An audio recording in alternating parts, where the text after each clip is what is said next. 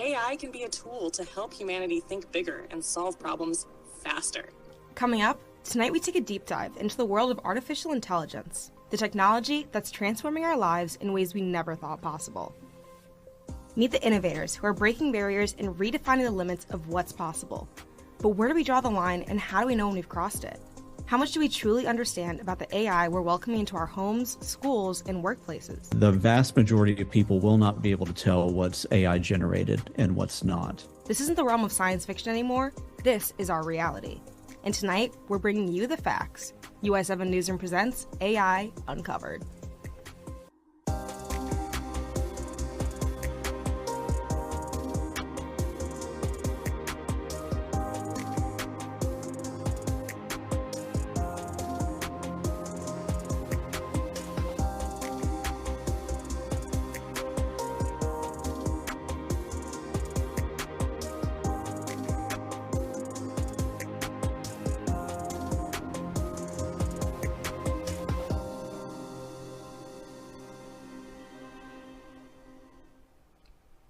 Good evening and welcome to UI7 Newsroom's special report, AI Uncovered. Tonight, we're exploring the technology that is quickly becoming a facet in almost every part of our lives.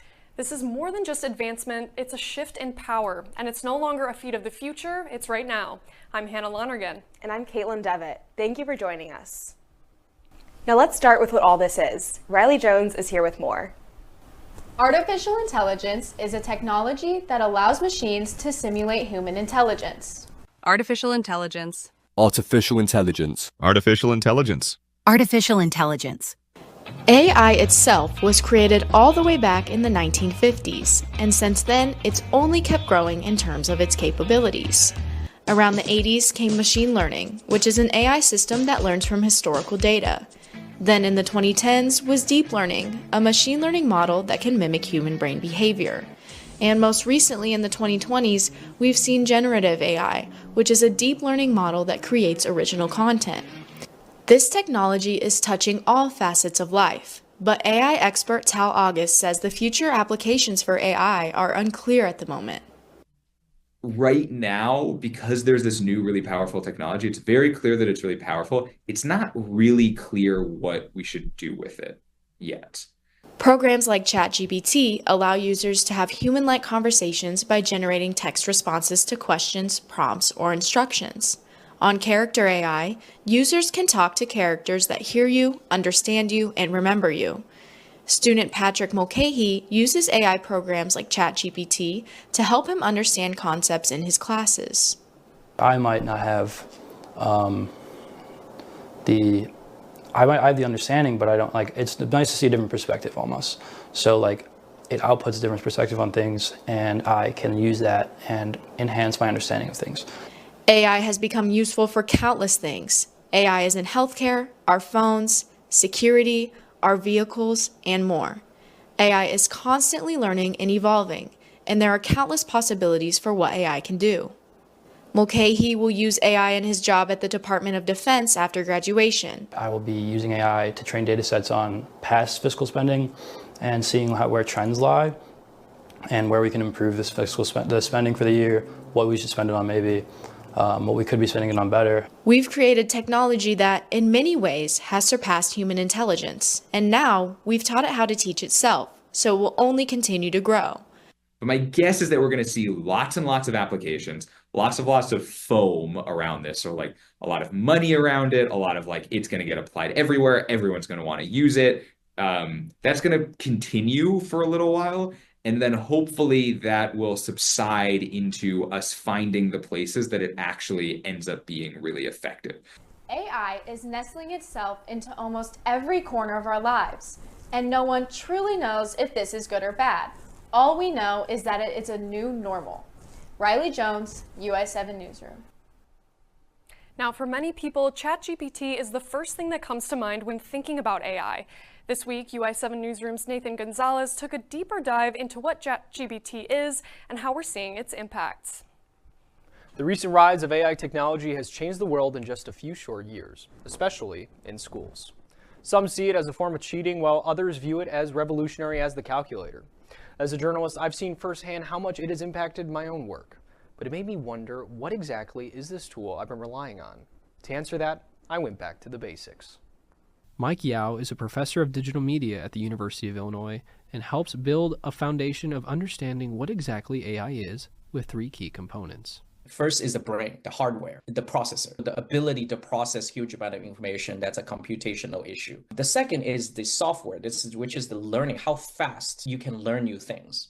The third aspect is, can I reproduce, summarize, and produce output in a way that mimics human language and human speak? For many, the way AI works is still misunderstood. People often compare it to a tool that simply generates answers, but Yao argues it's much more complex. Because AI is not a calculator or a technology that meant to do the same thing. It's not a machine that replaces you to write an essay. It's not a machine that replaces you to do math. AI isn't a replacement, it's a collaborator. Even Yao admits to using AI to enhance his work while still relying on his own skills. I still use the human intelligence to edit and compile. But now I have a very powerful speed reader that synthesizes the knowledge, that aggregate the knowledge. It's no different than using Grammarly or using a copywriter. Pay somebody like, even the professional writers have editors. Professor Yao emphasizes that students can greatly benefit from using AI when it's done responsibly. However, he warns that those who rely on AI as a shortcut rather than a supportive tool are ultimately only hurting themselves. There are different ways of using AI and different ways of interacting with AI. So there's no right or wrong answer. Those students who get caught in the classroom, most likely, A, they're lazy, and B, they're cheating. They're not using AI appropriately, and they're not using AI as an assistive tool, but more as a replacement. Yao explains that regardless of how it's used, AI is here to stay. He says that the better students can adapt to it, the more they'll benefit in the long run. So a lot of the familiar software that we use today in the classroom will have AI features embedded in it. Photoshop, Adobe Suite already have AI features embedded in. So let's not just think about AI as ChatGPT. Let's think of AI as here, you like it or not. And the AI is going to be less and less visible and more omnipresent in every aspect of our life. From school to everyday tasks, AI has become a part of how we live, learn, and work. For me, it's a tool that's evolved from help writing essays to being something I could sit down with and have a conversation.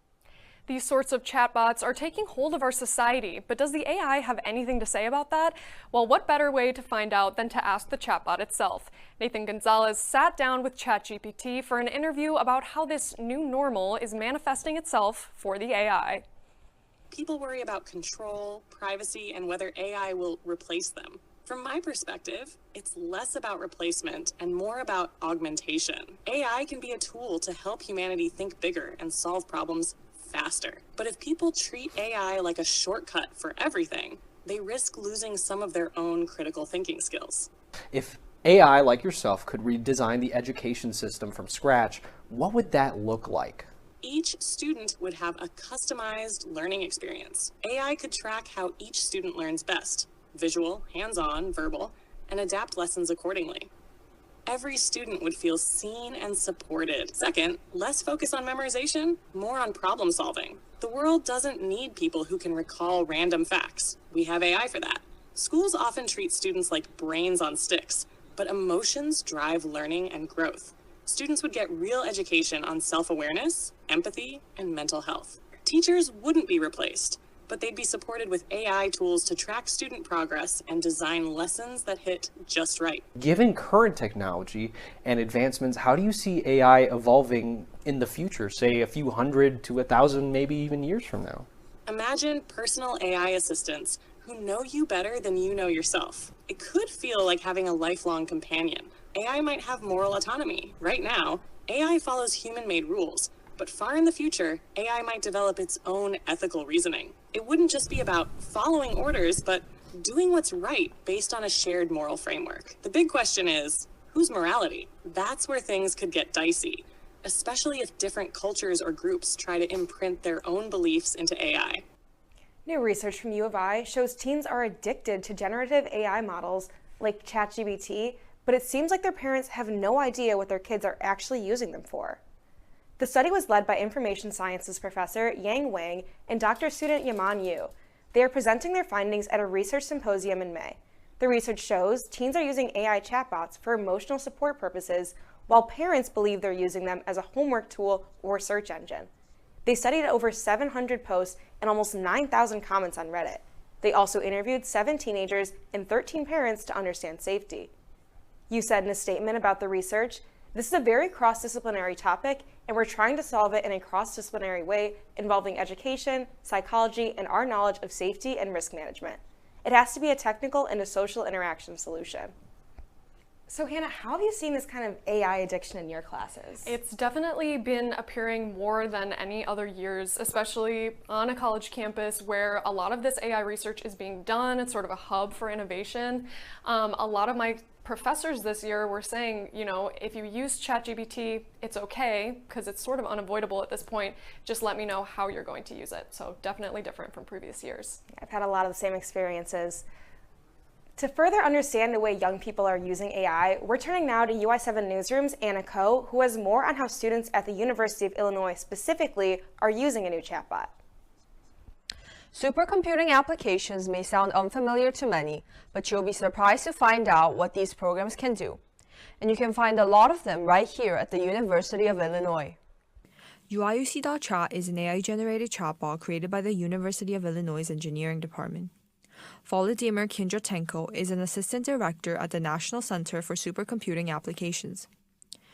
He teaches computer engineering courses. He says the students have a lot of questions, so he decided to invent a system based on retrieval augmented generation. UIUC.chat basically provides the ability for an instructor to upload course materials, textbook, lecture notes, even videos of the lectures. And then the students can ask questions, and the chatbot is going to produce answers completely based on those teaching materials. UIUC.chat is different from ChatGPT. While GPT is very general and can give answers about any subject, it suffers from the issue of inventing answers that are not always true. UIUC.chat uses the same model as ChatGPT, but the model is forced to provide answers only based on the knowledge base provided. Kindratenko has been offering the chatbot for his courses since fall 2023, and ever since then, students asked over 11,000 questions about all kinds of topics related to the course. The chatbot came into existence through supercomputing. Supercomputing is a type of technology that involves supercomputers, the fastest computers in the world. Supercomputers are much larger in size than normal computers and have to have cooling systems. This is the computer room in NCSA. These are where all the servers are used to train the AI models, such as UIUC.chat. According to Brandon McGinty, the director of National Center for Supercomputing Applications, NCSA is more than a building that houses supercomputers, and the following can be found in its name. A supercomputer represents a promise, while applications are the vision of that promise. UIUC.chat is a platform available to anyone on campus and is already used by faculties for different courses. If haven't, students should give it out a try. I'm Anna Ko, UI7 Newsroom. But U of I students aren't the only ones in Champaign who are finding AI softwares available at their fingertips. UI7's Dan Bernand is here with the details on a new software you may find on your smartphone. As AI expands into many different fields, it's also finding its way into your pocket. Apple is in the process of rolling out their new software, Apple Intelligence. Here's a look at the new AI updates and features coming to certain iPhones, iPads, and Macs. Apple Intelligence is a new tool for iPhone users to help with simple things like information summary, text editing, and messaging. Despite Apple promoting Apple Intelligence in their iPhone 16 at full force, the feature is not entirely ready yet. Will Smith, an AT&T store manager, was informed by Apple how the updates would roll out. Apple's still updating and coming out with some updates that include some of the features. So right now it's like a wait list to be on them. But some of the newer features should be coming out here sometime soon, I believe. The first update with Apple Intelligence that was available to the public is iOS 18.1. The update offers the ability to summarize your emails, notifications, and phone calls, the ability to search for photos in your camera roll, and a smarter Siri with a flashier look. However, these features are not enough to sell everyone on downloading an AI model to their phone. Jackie Owen is an iPhone user who chooses not to use the new features. I don't want it on my phone, and I don't want the text summary, and especially not the suggested text, because I don't want him being AI. I don't want AI to suggest to me what to say to my friends. I want it to only come from me. That just kind of feels dystopian and weird. Apple's new round of updates in iOS 18.2 may cause more of a stir. Released today, the update will include Genmoji, which allows users to create their own custom emojis with a prompt, as well as Image Playground, an AI image generator. It will also have ChatGPT integration in Visual Intelligence, a feature allowing users to search for something online by taking a picture of it in real life. Right now, Apple Intelligence is only available on the iPhone 15 Pro and newer. Apple says they are expecting to fully launch all of their planned features for Apple Intelligence by spring 2025. In Champaign, Dan Bernand, UI7 Newsroom. Last week, President-elect Donald Trump appointed former PayPal executive David Sacks as the AI and crypto czar. Sacks is a venture capitalist and part of the business and technology podcast All In.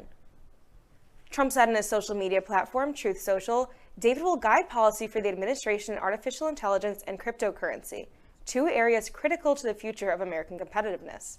David will focus on making America the clear global leader in both areas. He will safeguard free speech online and steer us away from big tech bias and censorship. Sacks posted his response to Trump on X, saying, "I look forward to advancing American competitiveness in these critical technologies." Sacks will begin his position next month when Donald Trump takes office again. Artificial intelligence is making waves in almost every industry, but one field that's seeing rapid change is journalism. AI technology is reshaping how news is gathered, written, and delivered to audiences. But what does this mean for the future of newsrooms and the public's trust in the media? Text generation and script writing are just one aspect of news that may become automated thanks to artificial intelligence. And that intro that you just heard me read in our studio is a perfect example. Now, I asked ChatGPT to write me a broadcast-style news script about the implications of using AI in journalism. Now, in just a few seconds, ChatGPT generated this script right here, including text for an anchor to read, made-up quotes from expert sources, and it even included self-critical information about how AI might be harmful to the news industry. AI is already being used to generate headlines, write articles on routine events, and even compile research on complex topics. These everyday tasks can be done more quickly with AI's help, but experts say human supervision is still needed for accuracy and fact-checking. Dr. Josh Heumann is a professor of media law at the University of Illinois. He says, just like human beings, AI has its own biases. I think we should be wary about framing and perspective and what version of the story are we getting, and hopefully remembering that this is a particular version which is shaped by particular forces and maybe not the only way to tell the story. Journalists may not have to worry about machines taking their jobs just yet. They bring critical thinking, ethics, and context to reporting that AI just can't. But Dr. Vladimir Kindratenko, director of the Center for Artificial Intelligence Innovation on the U of I campus, says they should be learning how to work with the technology. Those who know how to use AI will replace those who don't know how to use AI. Because this technology is just an incredible productivity enhancer that will make you to do your work faster, better, to be more creative. In the meantime, Dr. Heumann has some advice for reporters before they embrace AI. Just to remember that technology is not transparent, and something that could very easily feel like a neutral tool is not necessarily as neutral as we imagine. Because, as experts say, this change is imminent. This is coming. This is inevitable in some sense. While the future may be uncertain, one thing is for sure: human reporting will continue to drive the heart of these stories. And we'll continue to watch as those innovations in this field continue to happen. Thank you. We've spent a lot of time focused on how artificial intelligence generates text, but one thing we haven't touched on yet is how AI-generated images are changing the game. Piper Pasquarella joins us with more. We are entering an era where seeing isn't necessarily believing anymore, and the possibilities of AI are shifting in ways that mean anything could be fake. Take a look. President Trump is a total and complete dipshit. Have I ever told you the story of the magical pistachio? I am not Morgan Freeman, and what you see is not real. Morgan Freeman is right. In fact, none of what you are seeing here is real. These are all examples of a fast-evolving technology that generates synthetic media from artificial intelligence, deepfakes. When most people talk about deepfakes, that is, what they're talking about is an image or an audio clip or a video clip that's intended to deceive people into believing that it's something else. Perry Carpenter is a cybersecurity expert who studies how cybercriminals exploit human behavior. He says the deepfake market has exploded, and the technology used to make one has only gotten more user-friendly. This means almost anyone can make a deepfake of whoever they want, doing anything, at any time. And it's getting harder to spot them. We'll be at a time shortly, and we are already there from a statistical perspective, where the vast majority of people will not be able to tell what's AI generated and what's not.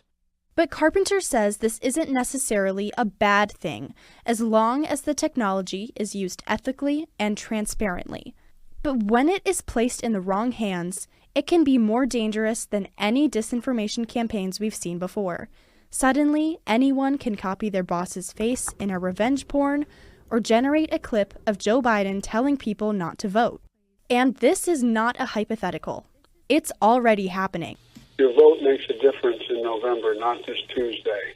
Lawmakers try to regulate its usage, but the speed of social media is far too fast for any major consequences to be avoided.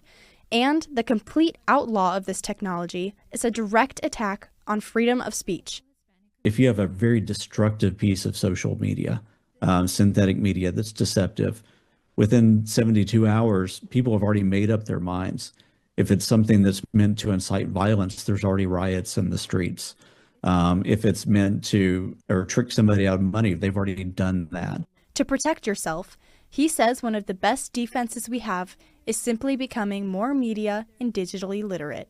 What we know for sure is this technology will only continue to get more realistic. It's now a matter of how we choose to use it and what we choose to believe. I'm Piper Pascarella, UI7 Newsroom. Although the Innovation Studio is celebrating the expansion of AI, there are still many people who feel their job security is threatened by it. Ashley Gilbert of UI7 News has the details on one industry being hit especially hard: creative writing. Artificial intelligence is changing the world as we know it every single day. One of the most popular uses of large language models is assistance with writing, which is also a field where companies are looking towards AI to take over in a professional way. That is putting many jobs that involve writing in jeopardy. Writing and literature is one of the oldest forms of knowledge and creativity. It predates much of the art world and is used for the universal spread of knowledge, and in modern times, enjoyed by the masses in forms of leisure books.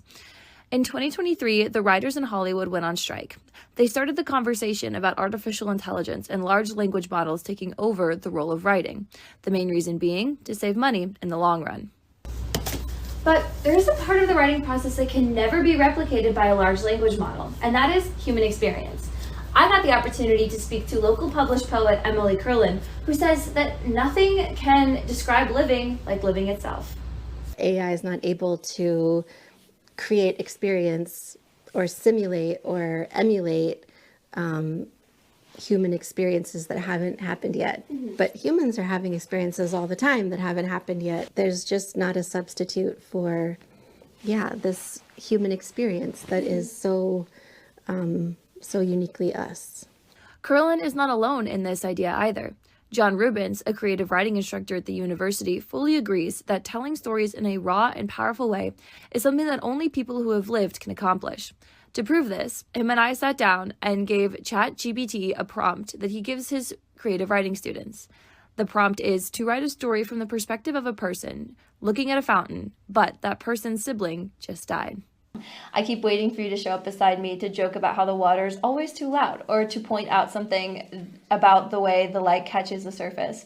But it's just me alone and the fountain still running like it never stops and like it doesn't care. Well, it's not bad, but it is also being very kind of explicit.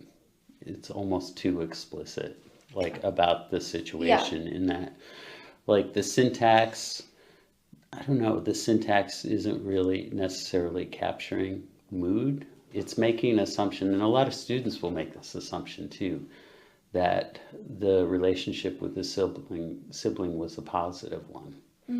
But that's not always the case with siblings. This is an important thing that writing does, right?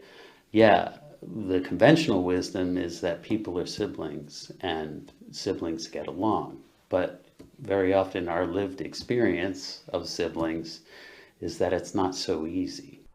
Rubin says that writing is supposed to be like a hug of comfort to the reader, showing them that they are not alone in their life and lived experiences. And this is something that AI has yet to capture. For now, the world of writing and literature still needs the great minds of humans to exist. Ashley Gilbert, UI7 Newsroom. Caitlin, we've had a lot of discussion today about how AI might impact jobs. As we just saw, creative writing is one field that might take a hit. As a journalist, how are you feeling? I honestly have a bit of an anxiety towards it, but we've recently had a speaker come in and talk to a few journalism students, and they were very reassuring in the fact that we should really embrace this kind of technology instead of shying away from it, because it's not going anywhere. There's definitely a line between embracing it and sort of fearing what the future holds. Exactly, for sure. yeah. And with all of this laid out on the table, it can feel like AI is close to taking over the world. But for many of the world's leading researchers, where we are now is not enough. Let's zoom in to see what might be next for AI.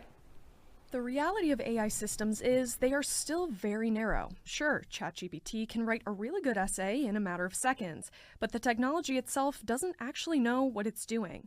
Researchers say it doesn't have consciousness, awareness, or any real understanding of the world yet. Instead, it relies on patterns and probabilities in the data it's been trained on. But what if we developed a generalized sort of artificial intelligence, or AGI?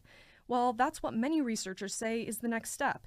To fully understand AGI, let's start with what sets a human being apart from an AI bot.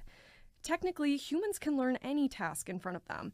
Even though some people may excel in certain areas, we're still physically able to absorb any piece of knowledge and work on any given problem in front of us. Researchers say this is unlike AI, which is specific to one task. Take the game of chess. Computers have already surpassed human intelligence. That's why you'll never again win a game against AI.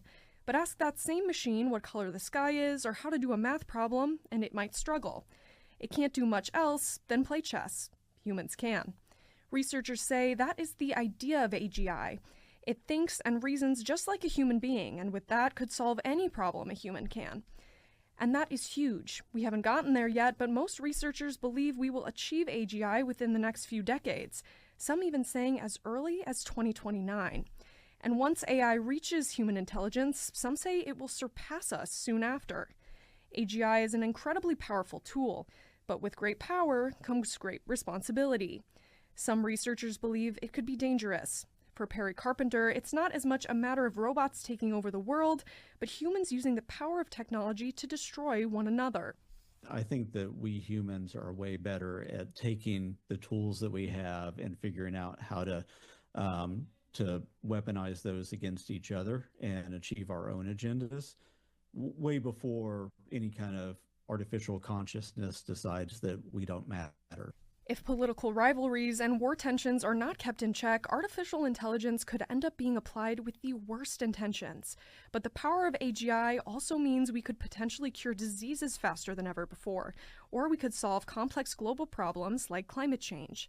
We could be developing a technology that surpasses human intelligence in every way imaginable, and with that, suddenly anything is possible.